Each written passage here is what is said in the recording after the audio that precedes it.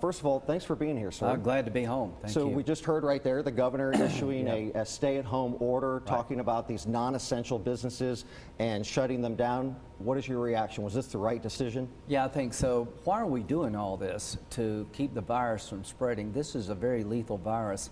If we did nothing, you're looking at 1.5 to 2.2 million Americans dying. We lose about 50,000 a year from the flu. We could lose over 2 million in 1 year if we don't get a handle on it. Let's start with following the governor's direction and hope that a drug and a vaccine will come through sometimes in the fall to kill this thing. Until then, follow the guidelines. I know you've been in Washington working, of course, on the stimulus bill, but back here in South Carolina, he felt some pressure to call for this stay-at-home order. He did it today, but leading up to this, did he do this too late in your estimation? No, I think he's made a good decision based on the science. All states are not the same. We have a sort of a risk assessment, but Dr. Fauci told the president, let's go hard on containment during the spring. During the summer, I think the virus is going to get hit hard by heat and humidity. So it should slow down in the summer. Between now and the summer, let's be extra cautious. I think we can open up some of the economy in the summer, and hopefully by the fall we'll have drug therapies that make it less lethal and eventually a vaccine. That's the game plan. I know you had a conversation with Dr. Fauci over the weekend talking about the implications of this and what could be down the pipeline as far as the coronavirus goes.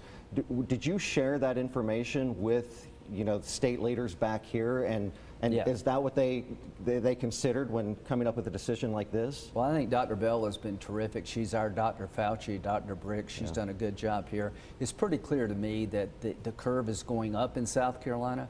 Hopefully in New York in a couple of weeks it'll be on the downside. We're at different stages in the country. So I think we're going to have a spike in cases for another couple of weeks, and hopefully the infection rate will come down.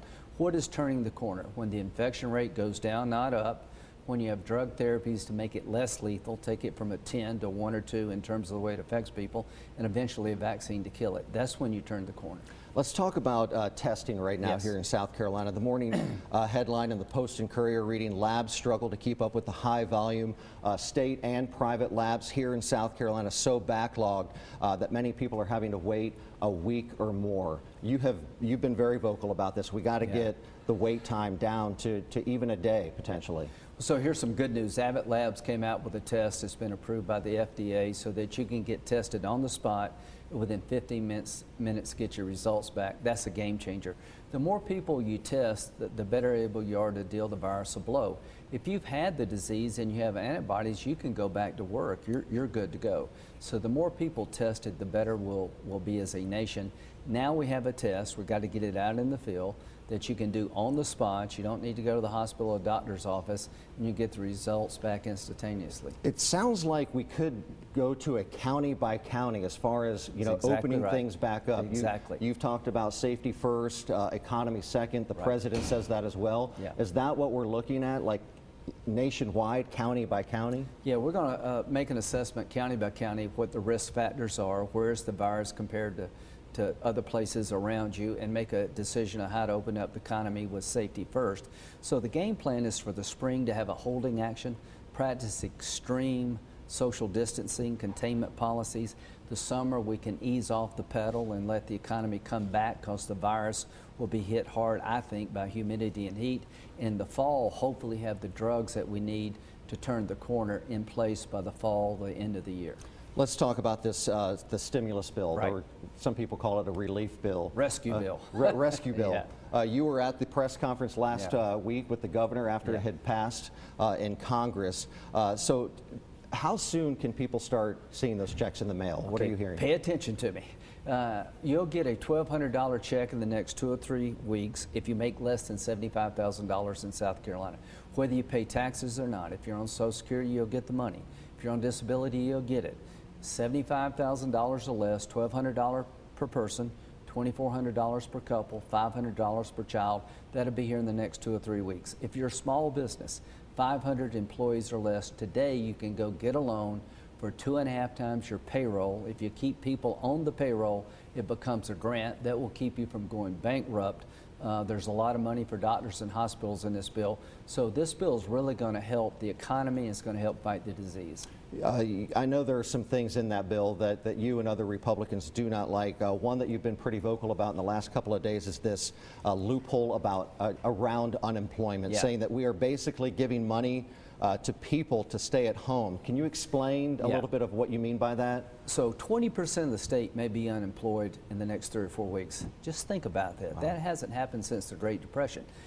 To no fault of your own, you may be out of a job because of the containment policies. The governor's basically shut the economy down because the virus is so dangerous. So what you can do is go apply for unemployment benefits. The most you get in South Carolina is $326 per week.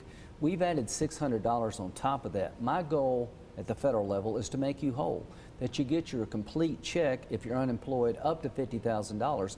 What we've done, because of technology can't account for this, we're going to pay people more to be unemployed than they got when they worked. I want to make you whole, but I don't want to create an incentive for people to leave the workforce, and it makes it pretty hard to hire because under this bill you get $23 an hour under unemployment, and what I want to do is make you whole, not pay you more. And it sounds like it's a technical issue as far as like software and things like that. You got it. So is there a fix to it, or is this kind of... If you're listening out there and you can find a program to pay people their actual wages, I'll make you a hero. We sent 2 people to the moon, and in 2020 you cannot find a computer program to pay people their actual wages. The difference between $326 and what you actually make, I'm astounded. But they tell me it could be 6 to 8 weeks before you get your first unemployment check. That's unacceptable.